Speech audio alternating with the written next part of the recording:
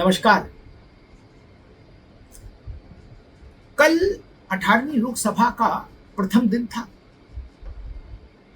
और ये 18वीं लोकसभा समाजवादी पार्टी के लिए सबसे बड़ी शुभंकर साबित हुई है। समाजवादी पार्टी अपने अब तक की जीवन यात्रा की सर्वाधिक बड़ी उपलब्धि के साथ लोकसभा में है। इस 37 सीटों के साथ अखिलेश यादव लोकसभा में पार्टी संसदीय दल के नेता हैं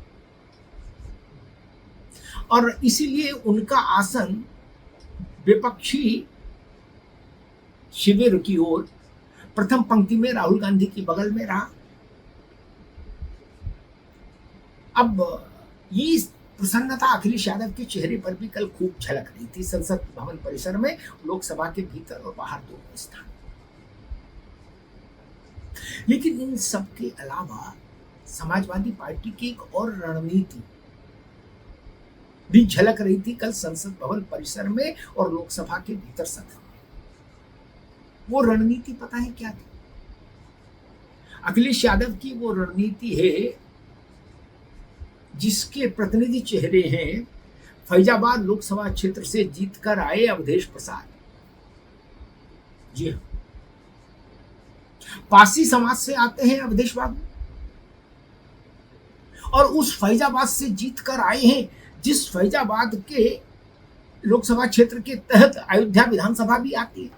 इस नाते ये शोर हुआ केवल भारत में नहीं, पूरे विश्व भर में कि सपा ने अयोध्या जीत ली, भाजपा अयोध्या हार गई।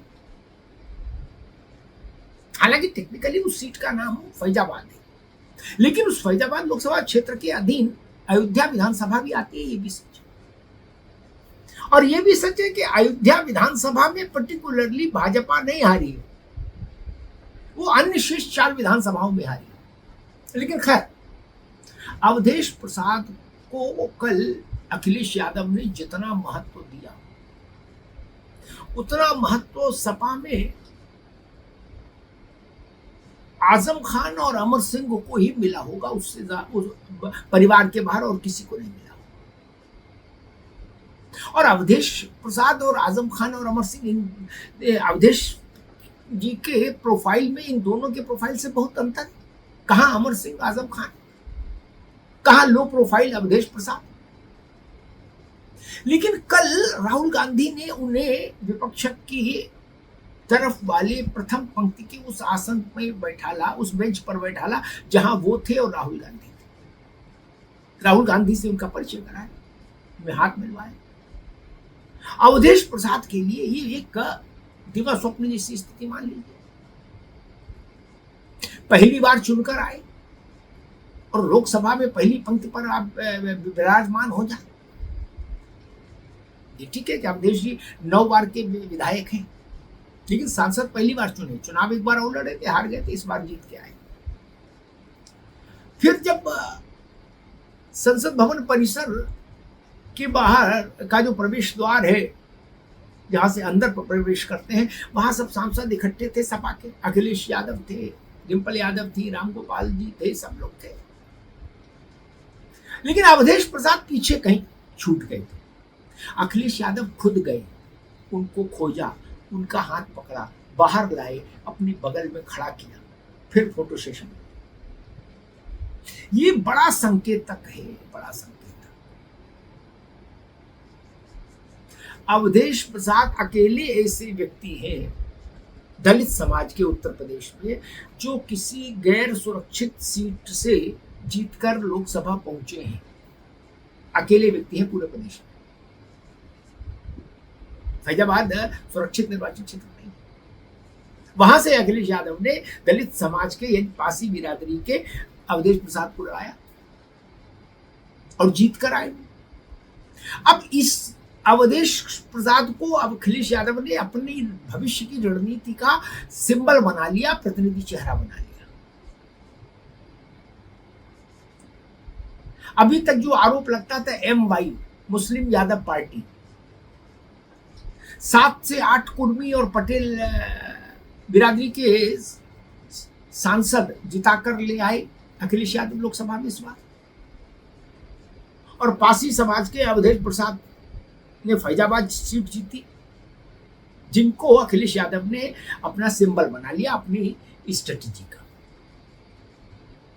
पुराने आदमी हैं अवधेश बाबू, बेसिकली चरण सिंह के सिपाही थे, चौधरी चरण सिंह के, मंत्री भी रहे उत्तर प्रदेश में, समाजवादी पार्टी के सचिव रहे, महासचिव रहे। लेकिन इतना जलवा जलाल अवधेश प्रसाद का कभी नहीं रहा जितना अब अखिलेश यादव ने कर दिया। और इसकी शुरुआत अचानक नहीं हुई। 2023 में जब कलकत्ता में, अब जिसको कोलकाता बोलते हैं, उसमें जब अखिलेश यादव की पार्टी की राष्ट्रीय कार्यकारिणी हुई थी, तब अखिलेश जी ने इनको मंच पर अपने साथ बैठाया था अवधेश प्रसाद। वहां से एक मैसेजिंग शुरू हुई और आपने देखा होगा उत्तर प्रदेश विधानसभा में अखिलेश यादव इनको अपने बगल में बैठाते थे। ये एक दिन का खेल नहीं है कि वो फैजाबाद जीत आए इसलिए, नहीं। 2023 से अखिलेश यादव के जहन में अवधेश प्रसाद थे और वो मानकर चल रहे थे कि इनको हमें भविष्य की रणनीति का चेहरा बनाना है, इसलिए उन्होंने वहां उनको मंच दिया राष्ट्रीय कार्यकारिणी और विधानसभा में अपने साथ बैठा। अब अखिलेश यादव ये संदेश देना चाहते हैं कि समाजवादी पार्टी यादव और मुसलमानों की पार्टी नहीं है केवल, वो पीडीए, और पीडीए का उनका नारा अगर आप उससे नहीं भी सहमत है तो मान कर चलिए कि केवल यादव और मुस्लिमों की पार्टी नहीं, ये पिछड़े और दलित और अल्पसंख्यक, इस समाज में जितनी जातियां उपजातियां आती हैं सबका प्रतिनिधित्व करती है ये पार्टी। ऐसा मैसेज अखिलेश यादव देना चाहते हैं और इसीलिए अवधेश प्रसाद को उन्होंने मंच दिया है, प्रथम पंक्ति दी। संघर्षशील आदमी रहे हैं अवधेश जी। ये इमरजेंसी में जब बंद थे,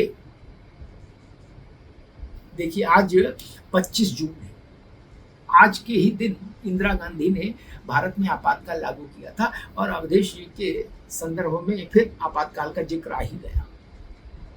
आज का दिन भारत के इतिहास में एक काला पन्ना है।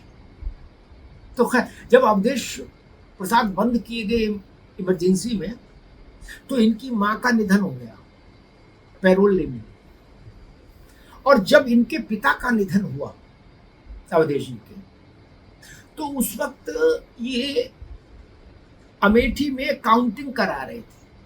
काउंटिंग में इनकी ड्यूटी लगी थी।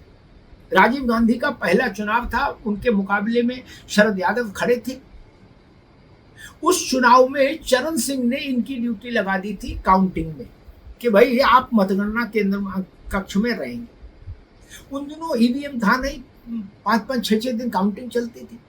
अवधेश बाबू के पिता गुजर गए, लेकिन अवधेश प्रसाद ने मतगणना का वो कक्ष नहीं छोड़ा जिसमें उनकी ड्यूटी उनके नेता चरण सिंह ने लगाई थी। आप सोचिए, ये डेडिकेशन है पार्टी के लिए, अपनी राजनीतिक प्रतिबद्धता के लिए। अब बाकी लोगों के लिए अवधेश प्रसाद अयोध्या के कारण चर्चा का विषय, लेकिन अखिलेश यादव अयोध्या से आगे की बात सोच रहे हैं।